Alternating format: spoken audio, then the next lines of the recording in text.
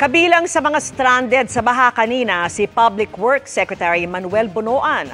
Pinatutuloyan niya ng Pangulo ang investigasyon niya sa flood control projects kaya hindi pa magbibitiw gaya ng panawagan ng ilan.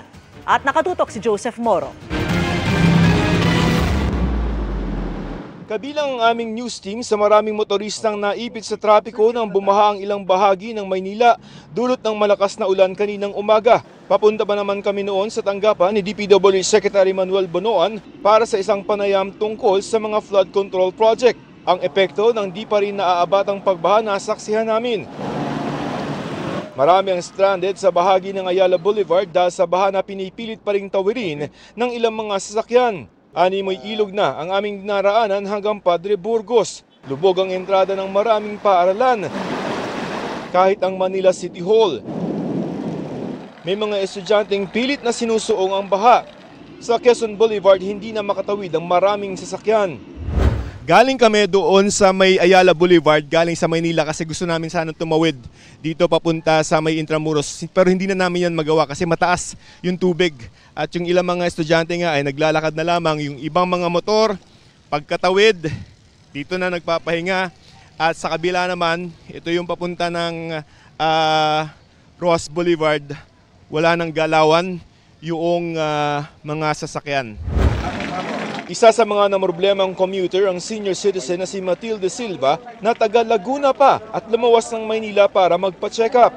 Sa Malacanang sa geriatric center, naghingi kami tulong doon kami magpa-check up.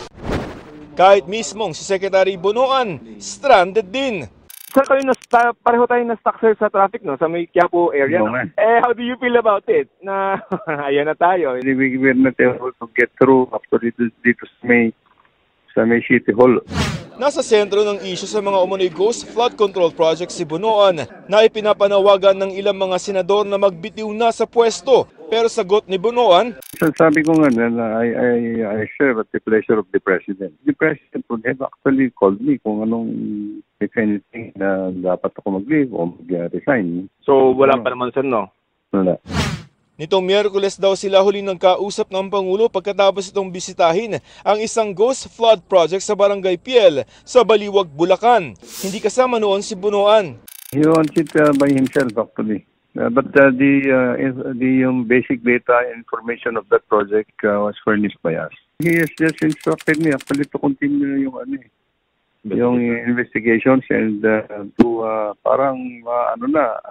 to finally come up with cases against people who are involved, whether it is the DPWH people, contractor, kung may kailangan sa LGUs actually. Sa internal audit daw na ginagawa ng DPWH sa mga flood control projects ng pamahalaan sa buong bansa, tila sa District 1 lamang ng Bulacan sila nakakakita sa ngayon ng problema.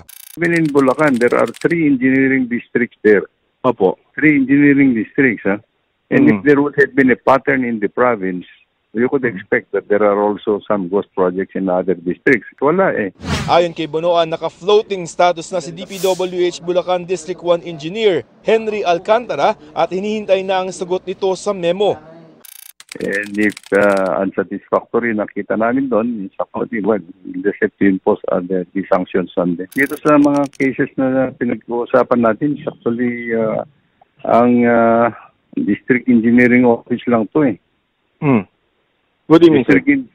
District Engineering Office lang ang nag-implement nito and has the authority actually, has been given the authority to implement the project. So every documentation came from them. So, ibig sabihin sir, sila lang yung may alam ng project, no?